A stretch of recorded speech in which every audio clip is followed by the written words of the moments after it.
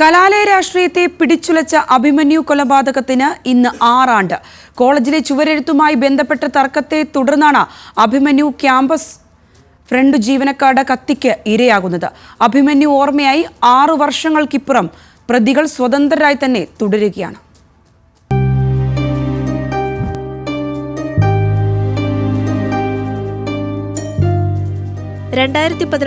July 2 പുതിയ അധ്യയന വർഷത്തിൽ നവാഗതരെ വരവേൽക്കാൻ കോളേജ് മതിലുകളിൽ പോസ്റ്റർ പതിക്കുകയായിരുന്നു അഭിമന്യു. ഇതിനിടെ ക്യാമ്പസിന് പുറത്തുനിന്നുള്ള ഒരു സംഘം അഭിമന്യുവിനെ കുത്തിവീഴ്ത്തുകയായിരുന്നു. കൂടെയുണ്ടായിരുന്ന അർജുനും വിനീതിനും പരിക്കേറ്റെങ്കിലും തലനാരിഴയ്ക്ക് രക്ഷപ്പെട്ടു. വട്ടവടയിലെ നിർധന കുടുംബാംഗമായ അഭിമന്യു കൊല്ലപ്പെട്ട ദിവസം രാത്രിയോടെയാണ് ചരക്ക് ലോറിയിൽ കയറി കൊച്ചിയിലെത്തിയത്. എന്നാൽ മഹാരാജാസിന്റെ പടവുകളിലേക്ക് പ്രതീക്ഷകളോടെ എത്തിയ അവന്റെ ചേതനയറ്റ ശരീരമാണ് തിരികെ വട്ടവടയിലെത്തിയത്.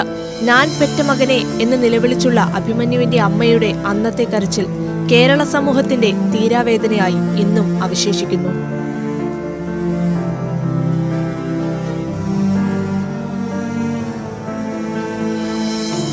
അഭിമന്യു ഓർമ്മയായി 6 വർഷം പിന്നിടുമ്പോഴും പ്രതികൾ ഇപ്പോഴും സ്വതന്ത്രരാണ്.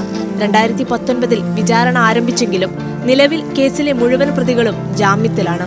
ഒപ്പം കേസന്വേഷണത്തിന്റെ കാര്യക്ഷമതയെപ്പറ്റി പലപ്പോഴും വിമർശനങ്ങൾ ഉയർന്നുവന്നു. ഇതിനിടെ പ്രോസിക്യൂഷൻ ഹാജരാക്കിയ കുറ്റപത്രം, പോസ്റ്റ്മോർട്ടം സർട്ടിഫിക്കറ്റ്, മുറിവ് സർട്ടിഫിക്കറ്റ് എന്നിവ ഉൾപ്പെടെ 11 രേഖകൾ കോടതിയിൽ നിന്നും കാണാതായതും ചർച്ചയായി.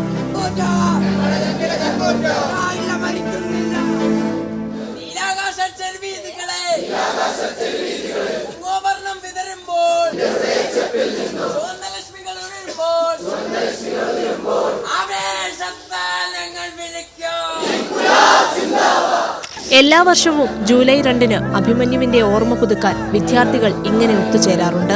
അഭിമന്യു അവസാനമായി എഴുതിയ വർഗീയത തുലയട്ടെ എന്ന മുദ്രാവാക്യം മഹാരാജാസിന്റെ ചുവരുകളിൽ സഹപാഠികൾ ഒന്നുകൂടി അടയാളപ്പെടുത്തും. ന്യൂസ് മലയാളം, കൊച്ചി.